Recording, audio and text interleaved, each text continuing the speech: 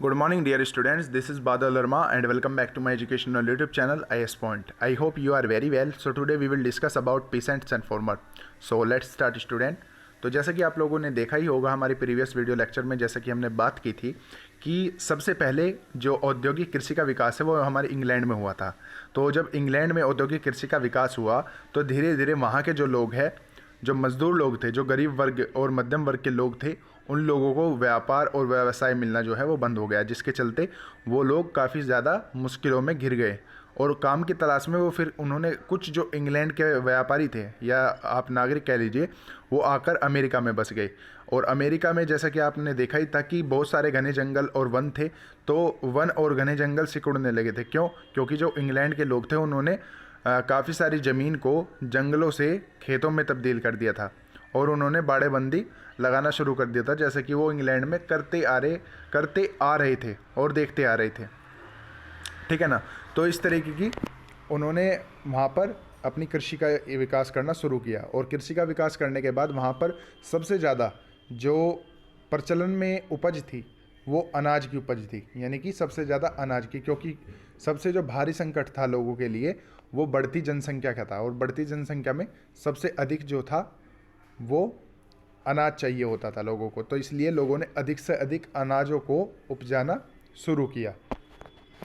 तो इसी के साथ हम लोगों ने भारत के बारे में भी थोड़ा सा बात की थी कि भारत में किस तरीके के जो किसान थे वो किसान किस तरीके से अपनी खेतियों को किया करते थे। और जब एक तरीके से औपनिवेशिक सरकार भारत में स्थापित हुई तो औपनिवेशिक सरकार आने के बाद भारत में जो किसान थे उनका एक तरीके से जीवन किस तरीके का रहा। तो मैं आपको बता दूं, भारत में पहले तो होता क्या था कि कुछ लोग अधिकतम जो है वो वनों के द्वारा ही अपना जीवन व्यतीत करते थे और कुछ लोग ऐसे होते थे जो वनों से लकड़ियाँ लाते थे, उनका ईंधन का काम भी हो जाता था और अपने पशुओं को चराकर ही वो अपनी जीवनचर्या चलाते थे। परंतु औपनिवेशिक सरकार आने के बाद उन्होंने काफ़ी सारा वन अधिनियम लगा दिए जिनके तहत उनको पाबंदित कर दिया गया, यानी कि अब वो वनों में पहले की तरह स्वतंत्रतापूर्ण नहीं अपनी जीवन को जी सकते थे, ना ही वो लकड़ी काट सकते थे, ना ही वो अपने जानवरों को चरा सकते थे। तो कई सारी जो समस्याएं थी वो औपनिवेशिक सरकार और उनके कानूनों के द्वारा किसानों के लिए और जो लोग थे उनके लिए खड़ी कर दी गई थी।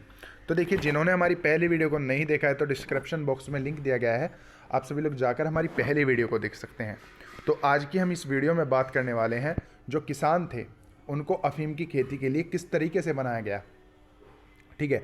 और साथ ही साथ हम बात करेंगे जो यूपीएससी मेंस की परीक्षा में किस तरीके का, किस लेवल का आखिर क्वेश्चन पूछा जाता है और आप उसको किस तरीके से लिख सकते हैं अगर आपके मेंस की परीक्षा में कोई क्वेश्चन आ जाता है। ठीक है। तो चलिए दोस्तों शुरू करते हैं। तो देखिए, किसानों को अफीम की खेती के लिए किस तरीके से बनाया गया।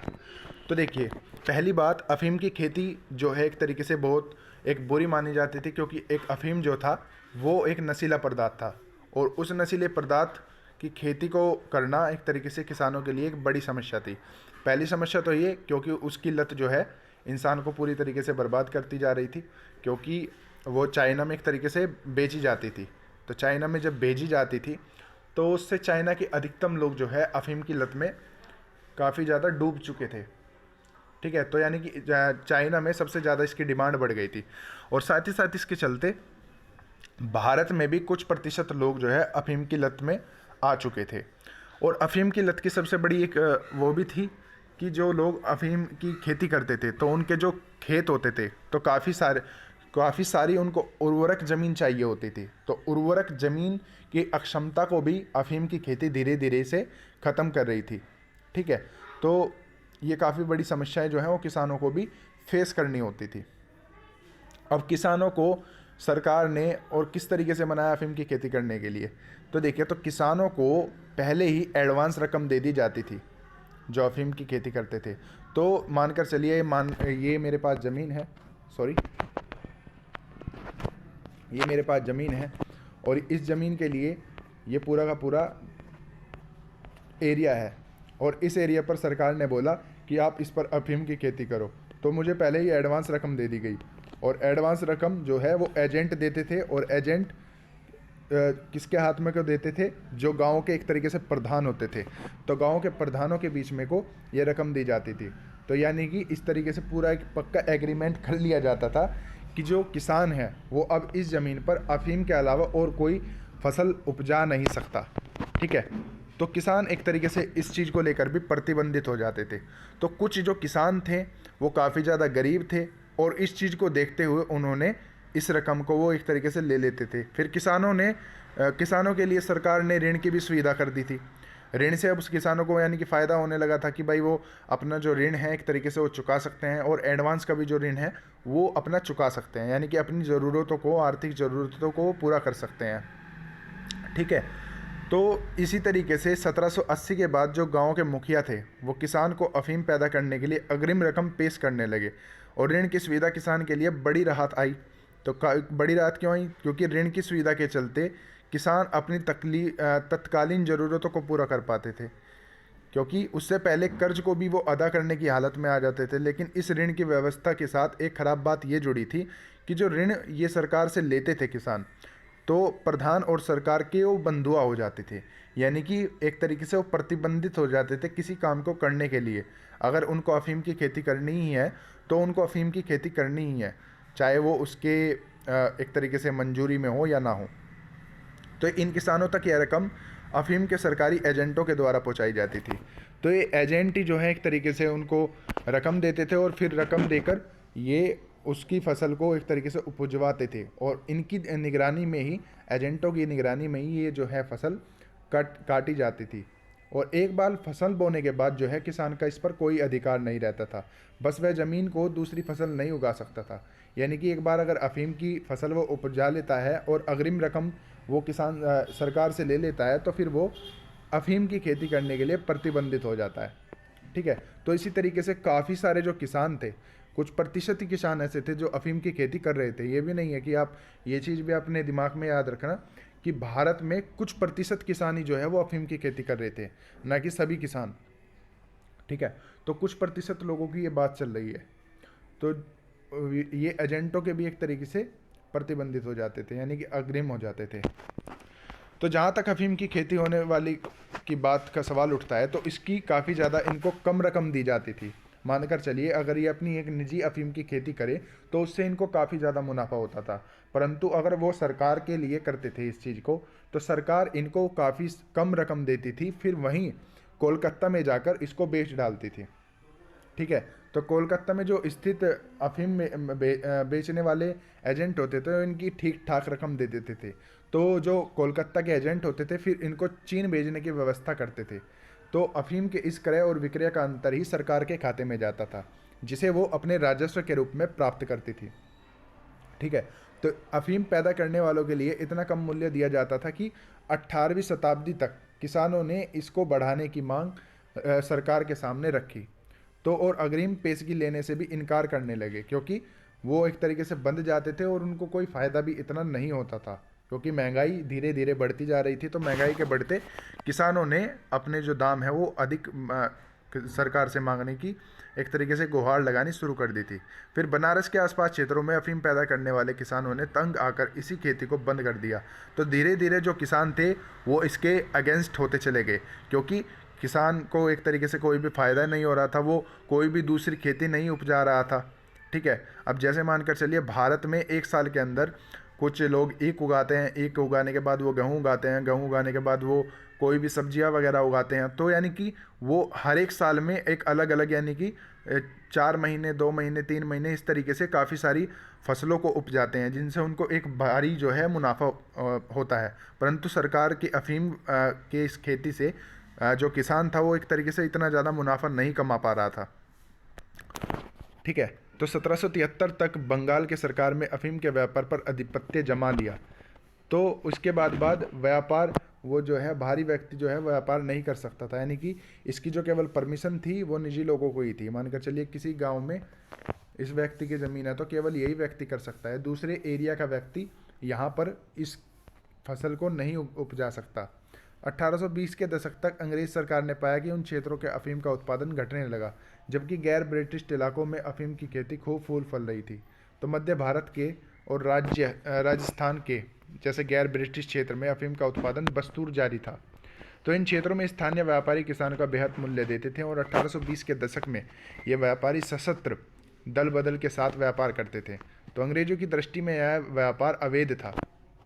तो देखिए, तो जो खुद सरकार करा रही थी किसानों को एक तरीके से अग्रिम रकम देकर, वो सरकार के लिए एक तरीके से क्या था, यानी कि वो एक अच्छा व्यापार माना जा रहा था। और जो लोग सरकार के एक तरीके से उसमें नहीं आते थे, यानी कि जो लोग अपनी निजी फसल को अफीम के लिए कर रहे थे, यानी कि अफीम खुद की उपजा रहे थे, तो वो लोग एक तरीके से किस चीज़ में आता था, वो अवैध में आता था।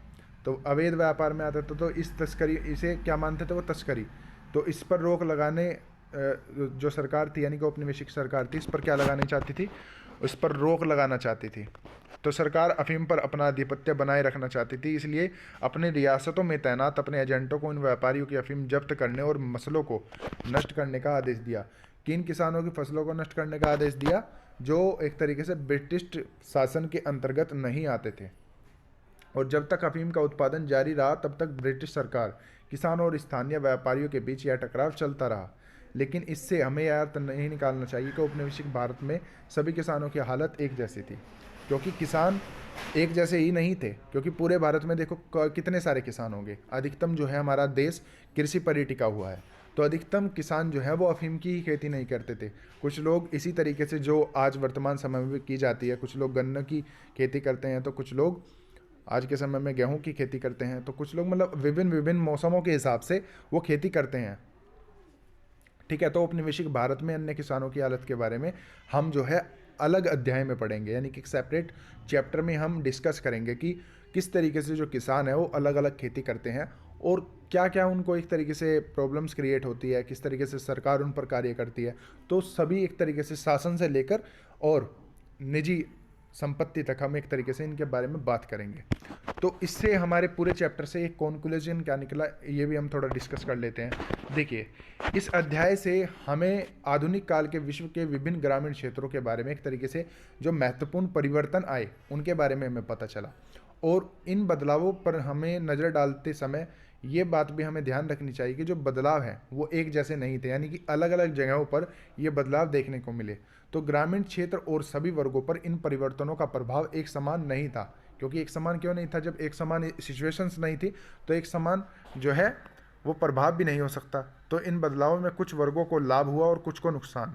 तो आधुनिकीकरण का यह इतिहास सिर्फ वैभवपूर्ण ही नहीं था, इसे केवल वृद्धि और विकास की एक शानदार कहानी भर नहीं कहा जा सकता। तो इस काल में लोगों ने अपनी मूल जगह छोड़कर आजीविका की तलाश में अन्य स्थानों का रुख करना पड़ा। जैसे हमने इंग्लैंड के लोगों का देखा, तो इंग्लैंड के जो लोग थे वो अमेरिका आए। तो ये तो हमने इंग्लैंड और अमेरिका की बात की। तो अन्य कई सारे ऐसे देश हैं जो इसी तरीके से फेरबदल में रहे, यानी कि अपनी आजीविका को चलाने के लिए उन्होंने अपने स्थान को बदला। तो यह काल गरीबी, पर्यावरण संकट, सामाजिक विद्रोह, औपनिवेशिक और दमन का था। हमें इन बदलावों के विभिन्न पक्षों को समझने का प्रयास करना चाहिए, क्योंकि जो आधुनिक विश्व है उसमें खेतीहर जनता और किसानों ने इस स्थिति का मुकाबला अलग अलग ढंग से किया। क्योंकि हर एक की अक्षमता अलग अलग होती है किसी प्रॉब्लम से निकलने की। तो अलग अलग किसानों ने अलग अलग तरीके से इसका मुकाबला किया था। ठीक है, ये हमारा पूरा का पूरा कंक्लूजन हो गया कि हम लोगों ने इस चैप्टर में आखिर पढ़ा क्या और हमें इससे क्या सीखने को मिला। तो देखिए, तो ये चित्र आप देख सकते हैं जो कि 19वीं शताब्दी का है, जिसमें आप अफीम की पेटियों को गाजीपुर रेलवे स्टेशन से ले जाते काश्तकारों को देख सकते हैं। ठीक है ना। अब हम बात करते हैं एनसीईआरटी की पढ़ने की स्ट्रैटेजी के बारे में। ठीक है, तो देखिए, जैसे आपको एनसीईआरटी में पीछे प्रश्न दिए होते हैं, तो आप इन प्रश्नों को पहले सॉल्व कीजिए। अगर आप एनसीईआरटी से स्टार्ट करें अपनी यूपीएससी प्रिपरेशन को, तो हर एक चैप्टर को पढ़ने के बाद जो क्वेश्चंस दिए होते हैं इनको सॉल्व करने की कोशिश करें, थोड़ा एक स्टैंडर्ड फॉर्म में। इस तरीके से नहीं जैसा आप 6th क्लास में करते थे कभी अपने क्वेश्चंस को सॉल्व, थोड़ा मतलब स्टैंडर्ड तरीके से। ठीक है, और अब हम बात करते हैं मेंस की परीक्षा के बारे में कि किस तरीके का क्वेश्चन आपसे पूछ लिया जा सकता है। ठीक है ना। तो देखिए, अधिकतम जो क्वेश्चन पूछ लिया जा सकता है, इसमें आपसे पूछ लिया जा सकता है कि भाई जो एक तरीके से जो औद्योगिक क्रांति है, तो औद्योगिक क्रांति का पूरे संपूर्ण विश्व पर क्या प्रभाव पड़ा था। तो औद्योगिक क्रांति हम बता सकते हैं अगर हमने पढ़ा है अच्छे से, तो औद्योगिक क्रांति के बारे में हम पूरा का पूरा बता सकते हैं कि भाई इस तरीके से जो है आर्थिक लेवल पर, राजनीतिक लेवल पर जो है वो प्रभाव पड़े थे। ठीक है, तो ये संपूर्ण चीज़ें हम बता सकते हैं। तो पहले तो देखिए एनसीईआरटी की स्ट्रैटेजी की यही है कि जो अगर आप NCERT 6 to 12 पढ़ना चाहते हैं तो NCERT को इसी तरीके से पढ़ें। अगर आपका पूरा चैप्टर कंप्लीट हो गया तो जो क्वेश्चंस दिए हुए हैं तो इनके आंसर्स अपने शब्दों में लिखने की कोशिश करें और उनको इम्प्रूवमेंट देखें कि कितना आप इम्प्रूवमेंट और ज़्यादा इसमें कर सकते हैं। यानी कि अपनी बातों को एक इस तरीके से प्रेजेंट कीजिए दूसरे के सामने कि हाँ लगे अब इसके बाद और कोई भी डाउट जो है वो नहीं बचा।